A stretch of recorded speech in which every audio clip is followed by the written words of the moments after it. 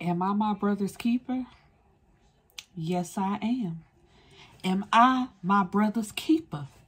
Yes, I am. Am I my brother's keeper? No, y'all ain't. Actually, the only two people who were actually their brother's keeper was Keisha and the Dutterman, and they ended up dead. Let's talk about it. I do not owe you conversation. Let's also get that clear. We don't want to hear from you. Go. She said, well, I changed my mind. And she has that right. Hello, my beautiful people, and welcome back to another movie review. And we are going back to the 90s with New Jack City. And before I get started on the review, I just want to let you guys know I do have some wine.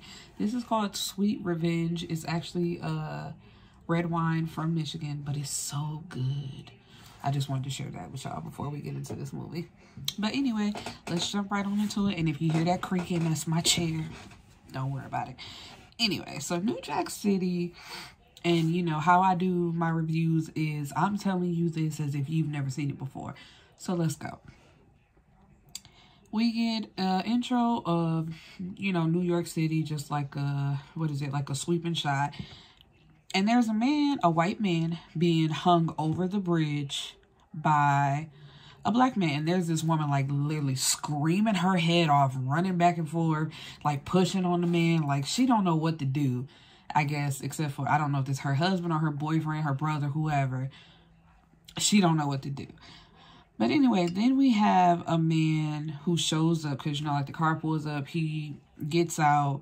And as soon as the man who's being hung over sees him, he's like, you know, Nino, let me up. And Nino is being played by Wesley Snipes. He's like, come on, man, you got to give me more time. Let me get you your money. And Nino is like, the brothers don't play that. You should have been having me my money. Ain't no more extensions, you know. It's a wrap. And he says, see ya, wouldn't want to be ya. And the guy who was holding his legs lets him go. And so, then you hear about it on the news or on the radio, and they're saying that he was, probably involved in some drug deals. And it's 1986 in New York City, and it's in the middle of the crack epidemic. And so then we have, because one thing I don't like about these movies, like, names aren't introduced. So unless you don't know who the actor or artist is playing a role, you just got to call them by their name. So we have Ice-T and Chris Rock in the middle of like a park or something like that, trying to do a deal. And Ice-T is like, you know, so what's your price? And Chris Rock tells him 17. And he's like, $17,000? You must be smoking the crack that you're trying to sell. And Chris Rock is like, 17 or nothing else. Then he says, let me see the money. Let me see the money. And for some reason, Ice-T like shows him the money. And as soon as Chris Rock sees it, he's like punches him in the gut and takes the money and run. So Ice-T is giving chase, and you know, like they running all over doing impossible stunts. And Chris Rock takes somebody's bike, and he is going down these ridiculous stairs. I don't see how he didn't fall off before, but he fell off like at the bottom, like when he got to the bottom. And at the top of those stairs, it's like a little bridge or whatever. And Ice-T jumps off of that and lands with no problem. I'm like, with how high that was, I'm pretty sure your leg would have been broke, but whatever. And so Chris Rock gets up and he like takes off running even after he fell off the bike. And this is when Ice-T shoots him in the back of the leg. Like, it was right above his foot, like back there. And he tells him that he's a cop and that he's under arrest. So obviously Ice-T is an undercover cop who was trying to make a drug bust. But I don't understand how he didn't get in trouble, because what you shoot him for? You didn't identify yourself as a cop. You know, you were literally just chasing him. But whatever. And so then we have a man who, just somebody in the crowd, but they like zoom in on his face and him watching what's going on. So then we have G Money, who is played by Payne, who is a part of Nino's crew, the Cash Money Brothers. And like they're in the car riding around, and G Money tells Nino, you know, free base, which was another word for crack. He was like, you know, this is doing much better than cocaine. You know, like, they ain't coming to sniff it. They coming to shoot this shit up. This is making us more money, so we need to, you know, like, do that. And the guy who was with Nino holding that man over the bridge, his name is the Dudda Man because he has a stutter. And he tells him, he's like, man, you know the rules. We ain't supposed to be selling outside of the family, making outside deals, none of that. And Nino asks him, he's like, you know, you've been taking outside jobs? And he's like, no, I'm just trying to see what's going on so I can let you know that this is what we need to be doing.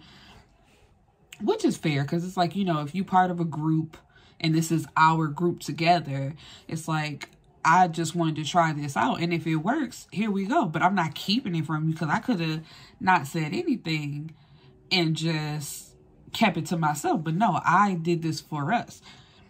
And so Nino, he like, you making this stuff sound like it's the greatest thing since sliced bread. And he like, I don't know about all that, but I know it's bringing in some money, so just check it out. And Nino agreed. He's like, you know, I'll think about it. I'll let you know. And so then we have this montage of a club, like them walking into the club, and they basically like them dudes. They don't get patted down in the club. As soon as he walk in, he got a bottle girl serving him a bottle with a straw in it. And then they go to the back. Oh, I should mention that Flavor Flav, why can't I say his name? Flavor Flav is in there, you know, he's on the mic, and then the group guy is performing at the club. So it's like, you know, there's some star appearances in this movie. Excuse me for a second. And then they go to the back where they're having a meeting, and that same guy who was in the park that, you know, like they zoomed in on, he is Nino's girlfriend's cousin, and she's bringing him on to work with them. And Nino asks him, you know, like, why would somebody who works in a bank want to come work with us, basically? Like, you coming to work with drug dealers for what? And he's like, it's a difference with them paying me $800 a week and you paying me $8,000 a week. And he like, basically, I'm trying to be where the money is. So, you know, he's an accountant, but he can make more money working with them. So the main crew of CMB is Nino, who is basically like their leader. You have G Money, who is the second in command and Nino's right-hand man. And then you have the Dudda Man and Keisha, who are basically like the enforcer / hitman, hit woman, whatever. And Nino introduces the idea of no longer selling on the corner. It's time to think bigger. And he says that he wants to take over the Carter. And the Carter is an apartment complex. And they're like, you want to take over the... He's like, yeah, take over the whole thing. Instead of selling on the corner where you can get caught, we can take over a building. And, you know, like, he's pointing, like, we can have a lab set up right here, you know, make the product, see how it's going down. And then he told Kareem that he would be in charge of the computer system with cameras and all that stuff, so he could watch the workers, he could watch the money, and watch the product. Make sure they ain't nobody stealing nothing, like the people who making a product. They not being cheated in any type of way. Their money is coming to them, and everything is right. And it's just like, it was genius. It was such, like, in real life, and I don't know nothing about the drug business, allegedly. This would be a genius concept, and somebody probably did this too. But it's just like to take over a whole apartment complex and the way they have it set, but we're gonna get to that though. And to have it set up this way, instead of just being obviously spotted out on the corner, like, that nigga ain't moved from this corner all day. He obviously selling drugs. He got people coming up to him. And y'all slapping hands like, oh, of course you don't see anything when you do this, but you know you doing something. Because you just having people slap five with you all day. Like, no, you doing something. But anyway, so they say they got to take out somebody who, Smitty, who basically is like running the corners or running outside of the Carter. Like, he has that on lock. So one day they pull up and G Money is like, yo, Smitty, let me talk to you. And while he's just saying some random bullshit, Keisha jump out the back, boom, in broad daylight, blows that man brains out. I love Keisha. Like, Keisha, you deserved better, baby. But we gonna get to that. And then we have Nino taking the owner down the street, butt naked, with a shotgun, like, up under his chin, telling him, you know, you're gonna give over the Carter, and I'll let you live, basically. And he's just like, you know, yes, sir, of course. Because it's like, what else you say? You butt-ass naked with a gun up under your chin, being forced to walk down the street. Whatever you want, it's yours. And, you know, it's a hostile takeover because they going through all the apartments, busting in, like, either you gonna get down or you gonna lay down, whichever way you want to go. And so they set up shop and get everything rolling, and money starts pouring in. And, you know, everybody upgraded their lifestyle. They looking better. They dressing better. Hair looking better. You know, like all of that. It's good. It's money. So now it's 3 years later. It's 1989. And Ice-T, his name is Scotty, Appleton? And, you know, he's like considered a wild cop who basically wants to be out on his own. But he's paired with another wild cop to take down Nino. It's just like, you know, y'all forced to work together and we need to get him off the streets. And Nino, because they were black and the mafia, the Italians, was running things back then, they had to give them a cut, a 10% cut of whatever money they were making in the city. But, you know, Nino, he doing big things now. He like, man, I'm paying y'all for what? No. Bye. And G Money tries to tell him, like, you know, I don't think that was a good idea. But Nino, he feeling himself. He like, I said I don't need them. We don't need them. The brothers are doing just fine without them. What we paying them for? Nothing. And the cops are watching C&B hand out food on Thanksgiving.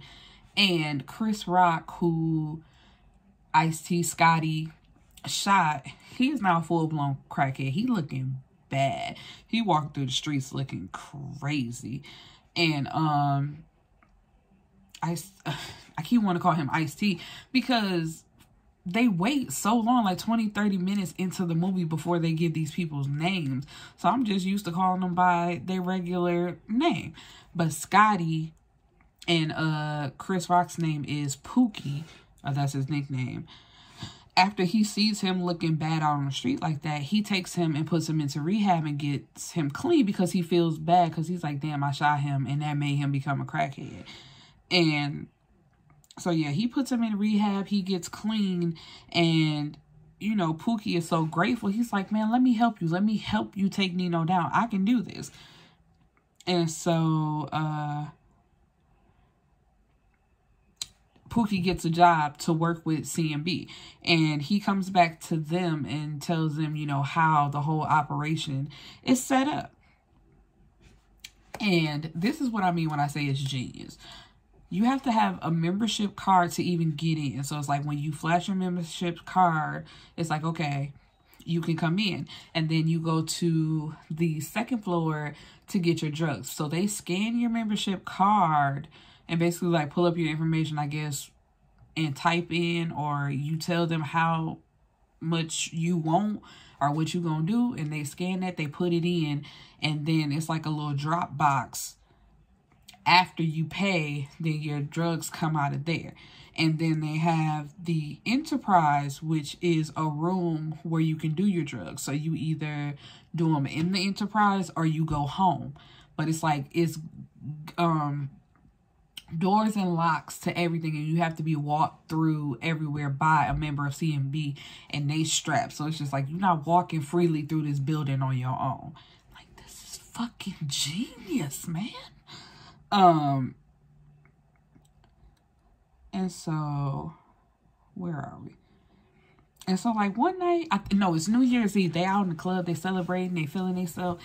And it's one random girl that Nino is looking at. And he calls G Money over, and he's like, is that skeezer that you went out with?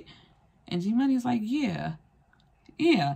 But you can tell that Nino's feeling her, but the fact that it's his homeboy's bust down from, I guess, a month or two ago, he's just like, ooh, okay. But it's like, nigga, you also have a girlfriend.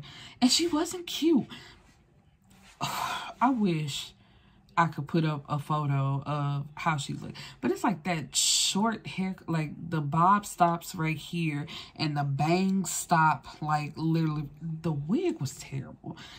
And he was just feeling her something. But I was like, niggas don't care about hair. It be the women that care about hair. But that wig, ooh, so ugly. I'm sorry, it threw me off because I'm like, you no longer sexy after I looked at that hair. Because first of all, why are those bangs, like it's lit, like these are the bangs. Like, why do they exist? And so anyway, Nino and G Money are having like a double date situation with Nino's girlfriend, Selena, which we like 45 minutes in, I just now finding out her name is Selena. And old girl, Uniqua, that's her name. So ghetto. Let me not do that. Let me not do that. Her Uniqua is a unique name. Don't kill me. So yeah, everybody got on pajamas, and I'm just like, the type of pajamas that Uniqua got on and Selena got on, I'm just like, y'all, what y'all doing? It was weird. And so she gets up in front of the projector because they're watching, what the hell is that movie called? Scarface. They're watching Scarface on the big projector. And Nino is just screaming out, "The world is mine. Oh my!" And G Money is like, "It's ours too now. Don't forget about the brothers." And I said, see, right there, you can tell where it starts to go downhill right there. Because it was no longer about the brothers. Nino was off of self. Because it's like, yeah, he's the leader, but you're the leader of a group. It's still a group, but he's like only thinking about himself. But anyway, like I said, the girl gets up in front of the projector and she starts taking off her clothes and telling Nino, "A man like you needs a son, a legacy, to let the world know that he was here." It's just the way she talking. And he looked like openly looking at her. And Selena's looking at him like, really? This is what y'all doing? And I'm like, it's so crazy. Like, Selena and G Money, they both got played in this scene. But they also let it happen too. And he says, it ain't like Nino. He's like, it ain't like I haven't been trying and she can't have no kids. And it's just like, really? Did you really just say that in front of everybody like that? So of course Selena gets up and walks out. But as she's walking out, he's like, that's probably why she can't fuck, because she can't have kids. And old girl is just standing up there laughing. And G Money, he fake trying to get his friend, because he's like, hey, chill out, don't do that. But it's just like, no, me and my friend probably would have fought that night, because I'd have cussed him out. Like, you don't do that to your girl. Like, why would you say that for this bitch? If you just want to have sex with her, have sex with her, but you ain't got to disrespect your... Well, I don't condone cheating, so hold on. Let me not say that, but it's just like, don't front on your girlfriend trying to impress her. And so Nino goes after Selena, and they having a conversation, and he like, you know, don't act like I owe you something. And she says, you do. And he's like, I don't owe you nothing. Okay, yeah, you gave me a few books to read. And it's just like, let's stop right there. She gave you books to read, nigga. She helped you. She made you. Because, not to say that he wasn't smart on his own, but it's probably like whatever book she gave him to read, like it planted the seed in his head. But he also admits himself that she helped build CMB. So if she gave you the books to read and she helped you build this up, how do you not owe her? Or how do you treat her the way you doing if she's not part of the reason for your success as well as your other friends? But you also blame that on the group though, because it's just like at some point it's like, hey, like, yeah, we let you lead, but without us, all this wouldn't be possible. So you might want to pump your brakes a little bit, but everybody just went along with it and let him be the leader. But anyway, the cops wire Pookie up because it's like, you know what, we need to step this up. Like, yeah, you working in there, but that ain't getting us nothing. We ain't got nothing on tape and nothing. So they got him wired up and also like a built-in camera. And coincidentally, after they mic him up, after that, he's promoted to work in the lab is called the drugstore. I forgot to say that. So he's promoted to work in the drugstore. And at first, Scotty's boss is like, are you sure? Like, he is a former crackhead. Do we really want him working in the drugstore? But Pookie, he's like, man, I'm good. I'm sober. I want to do this. I want to help take that nigga off the street. So they're like, all right. But, of course, after a few times of him working in there, it's too much temptation. And he steals a few of the little containers with the crack in it. And he starts smoking again. And one day, this nigga go to work. He doing jumping jacks. He, like, dancing. And so, of course, they gonna take notice. And G-Money is like, what's wrong with you? And he's like, nothing, man. You know, I'm just trying to get my workout on.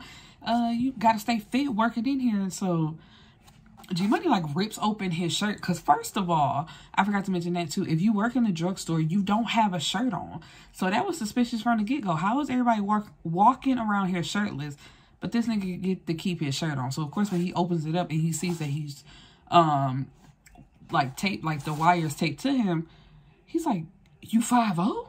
So he rips it off and throws it down, and he says, you know, what is it, like, turn like shut it down and blow the building. That's what he says. And before they stump out the camera, Pookie looks down and says, help me, man, they're gonna kill me. And so that's what he said. He said, get rid of all the files and blow the building. And so they get there, and it starts like a shootout between the two. But they managed to get all the floppy disks out of the computer. Because like I said, this is the 80s going into the 90s. So the computer still had the little floppy disk. The fact that, never mind, I ain't even going to get into that. And they try to figure out where the bomb is, and it's strapped to Pookie, but they managed to cut it off in time before it actually blows the building. And so now we have the infamous all-black meeting. It's like, if you've never seen the movie, please go watch it. This scene is great. So it's like everybody is dressed in all black. They got their jewelry on, and it's dead silent. Nino walks in with a dog. He lets the dog off the leash, but keeps the leash. It's a chain leash. And this nigga walking around like, so what happened? Don't nobody say nothing. They all scared. He like, don't nobody know nothing? He said, a room full of motherfuckers and can't nobody open their damn mouth. Don't all speak at once. What happened?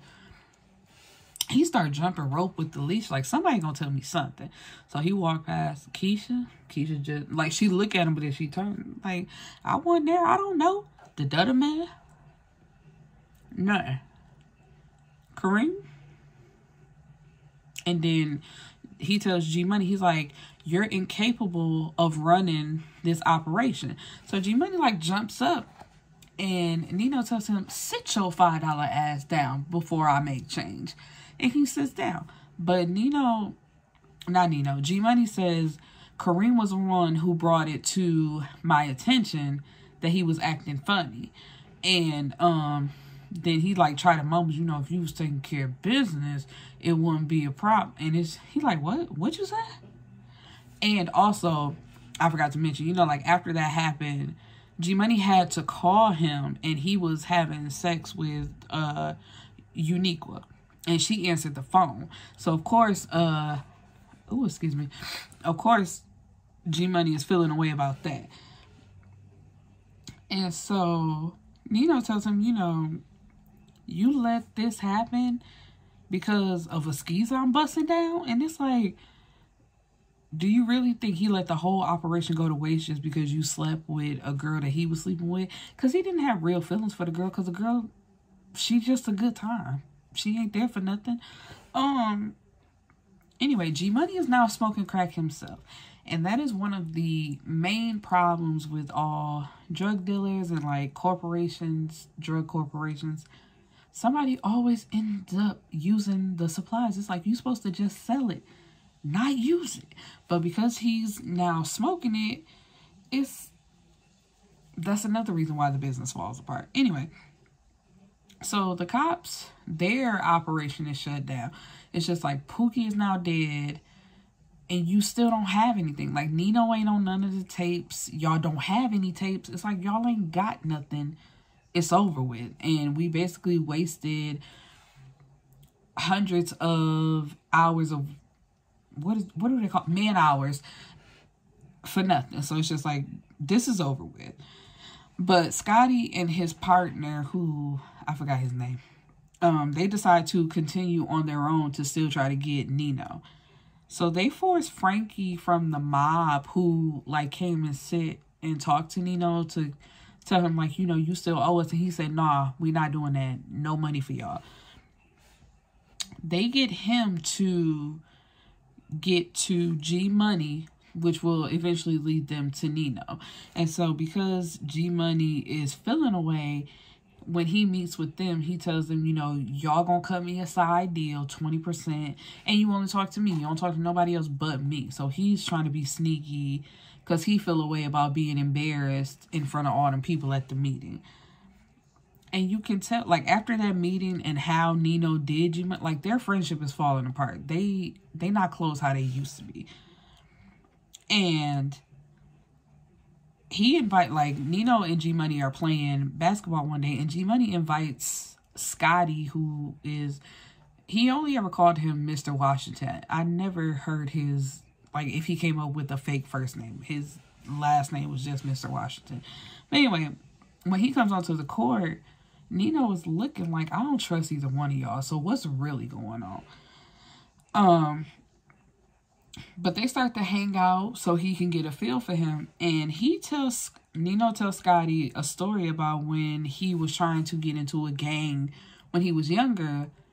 And they told him he had to prove himself, which was killing somebody. And it's like, not an enemy, just kill a random person just to prove you down with us. So he says he went and got some angel dust. And he just walked up on a lady who he thinks was like a school teacher or a nurse and shot her.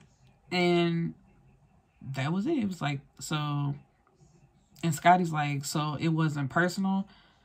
It was just, you just did what you had to do. But it's like a look in his eye. It's like, he know that woman. Like, that story, it sounds too familiar. And Nino tells him it's never personal, only business. So basically, like, I don't give a fuck about nobody. As long as my money's good, I'm good. Like, people's feelings, don't care. And I said, that's how his friendship went down the drain. Because it's like, you don't care about the fact that you stepping on your friend. So now and then Scotty tells Nino about G Money wanting to cut a side deal. It's like, yeah, I need to penetrate this friendship and, you know, start to crack. No pun intended. I thought about it after I said it. I was like, but, you know, like, basically, I need to cause dissension between them. And so now we're at a wedding where Keith Sweat is singing down. Oh, and I forgot to mention, like, somewhere in the beginning, you had the Leverts singing New Jack City. That is such a great song. Living, living, living, just enough for this. But they were just, like, out on the street. I wouldn't say bums, but they were just standing in front of a barrel with fire just singing. So, like I said, it was star-studded movie. But anyway, it was the Reverend, his daughter got married, and, you know, you got Keith Sweat singing, and CMB Nino paid for the wedding. So it's just an all good time. And as the wedding is almost over, the mob is there disguised as workers, like caterers, wait staff, I should say. And Nino noticed that, and like a little girl, she had dropped the top, because she had got the top of the wedding cake, that little piece, and she dropped it on the stairs. So they're meeting up, and he's handing it back to her. And when Nino notices that it's the mob and they're pulling out machine gun, he literally grabs that little girl up and put her in front of him and uses her as a shield. And it's just like, you are such a bitch. Such a bitch. It's like, you really used the little girl as a shield. And thankfully, she wasn't shot. But it's just like, really? So you just would have dropped her dead body and kept it running. But this is where Keisha dies, and I feel away. Like, Keisha was the hardest one on y'all team, and she gotta die? And she was the first one to die. Like, man, what? But anyway, the cops break into Nino's place, like, while the wedding was going on, because it's like a back and forth type of situation. And they get the floppy disk from the Carter. He had him tucked away in a safe, but they got him. But he's not on any of it, so it's really no use to them. And he gets a call from the Don, from the mob, like, you know, you had to be spanked. I had to let you know what was going on because you decided to disrespect me. So he places a hit out back on them. And you have two people, like somebody driving a motorcycle and a person like turned around, basically like their backs facing each other on the back of the motorcycle. He just opens fire. And so he kills the Don plus 10 of his henchmen, you know, as retaliation. So basically, like, Nino, you can't touch him. Like, basically, like, what? I run all this and I killed the Don? Like, I killed the mafia nigga? What you want to do? And so far, I'm all for it, except for the girlfriend part and embarrassing your friend. It's just like, as far as building this operation, I see no problems. Like, it's the drug business. Like, you take it how you, hey. Anyway, so they set up a deal with Scotty. And it's like, you know, they coming to exchange drugs for money. And Nino tells him, you know, open a suitcase. Let me see. And Scotty like, you don't trust me? He's like, man, I told you. It's business. Friendship is separate. This is business. So when he gets down to open a suitcase, I don't know why at that moment it snaps for Kareem that this is a cop. But he's like, I know where I know dude from. He 5'0". And I would have... Honestly, I'd have shot Kareem. Because, like, nigga, I've been around this nigga for how long? How is it now that we about to exchange drugs and money, you now remember that he's a cop? How? But anyway, so that results in a shootout. They got the Dudda Man. Now, the Dudda Man dead. I'm like, Keisha and the Dudda Man dead? But Nino and G-Money still alive. Well... Anyway, but I'm just like, how two of the realest on y'all team, how they go first? Because I'm like, Keisha and the Dudda Man, they ain't do nothing but kill who needed to be killed and watch stay back. But anyway, I still don't understand how Keisha died. Because it's like everybody was taking cover. And that's another thing about movies. It's like niggas be shooting this close to each other and be missing. Like, how ain't nobody hit? And it's just like, Keisha come out in the front like, and next thing you know, her body just lit up. I was so mad. And then the Dudda Man, it took two of them to kill the Dudda Man. Because it's like they was hanging off, what is that? Like the second floor, it was like the bars. And the Dudda Man was trying to pull Scotty's partner down with him. But Scotty shoot him and he fall. And so, the partner up there laying down like, you my bro. And, the Dudda Man ain't dead though. So he's like, he sit up, he managed to grab the gun that's next to him. And he's like lifting it up. And then the partner, with his white ass, no! Do. And it's just like, you couldn't just shoot him without making all that noise? I'm just like, they formed some type of friendship that I really don't care about. But that like solidified them being friends, I guess. They shot for each other to make sure the other one didn't die. And so after that, Nino and G-Money meet on a rooftop. And basically to talk about how things went wrong. And Nino pulls the crack pipe out of G-Money's pocket and says, you sucking on this glass dick got to your mind and you fucked up the business. And G-Money says, no, it was your selfishness and your rudeness, basically. Like, you embarrassed me and you thought you did this all by yourself. You didn't. You got too big for your britches. And then Nino pulls out a gun, and G-Money says, you know, it ain't got to be all that. We can go back to how it was. We could start over. Forget everything. Let's just start over. And it's just like, no, you can't just start over. It's like, nigga, you tried to cut us idea. You lost the business once. Like, we had to shut down once. We lost to Carter. And now, like, we got involved with 5-0. Like, they know our operation. They know things. They saw things. Like, it can never just go back to how it was. And Nino tells him, like, you know, I'm on the run now. It can't be. So anyway, Nino kills G-Money.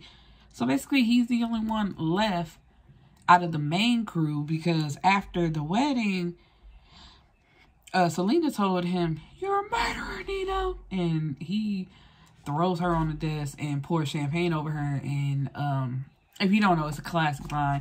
Cancel that bitch, I'll buy another one tomorrow. And it's like, really, the person who helped build this operation, you could buy another one? Selena. I hate this, because at this point it seems like you want nothing but a pretty face. Because it's like, sis, if you help build the operation and you know the ins and outs of it, first of all, that nigga throwing you on the desk and pouring champagne over you could never be me. Could never be. Nino would have been dead. Actually, Nino would have been dead back at the double date. But let's say we get to this part right here. Never. As soon as I feel a drop of champagne on me, I'm turning around and, nigga, I'm taking it from you and I'm busting you in your shit. And I might just stab you in the neck. Because ain't no way. Like, could never. Like, don't play with me like that, son. Why am I talking like I'm from New York? Like, fam, you could never.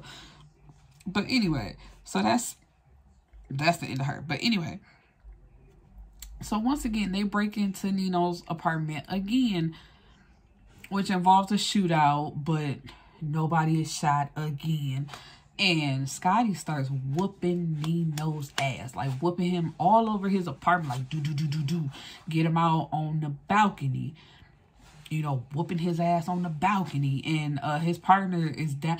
Now, anyway, let's talk about what is it, directing, shooting. Because how was it dead in the middle of the night when y'all pulled up on them kids asking which apartment was theirs, and then when y'all finally get there, he beat him up outside on the balcony? It's broad daylight outside. Consistency, y'all. Consistency. Oh, but anyway, let me go back. Rewind. The all black scene where Kareem's hand is like on the desk and Nino like sticks because he has a cane, but when you pull it out, it's like a sword, and he puts it in his hand. You can tell that that's a fake. Excuse me. You can tell that that's a fake hand, like sitting on the desk. Let me drive his hand through. But it's the 90s. You can't. Whatever. Anyway, where was I? But yeah, so Scotty like whooping his ass, and his friend is downstairs, and it's like all this garbage lined up. He says, throw him down. So it's just like one, boom, and he lands on the trash.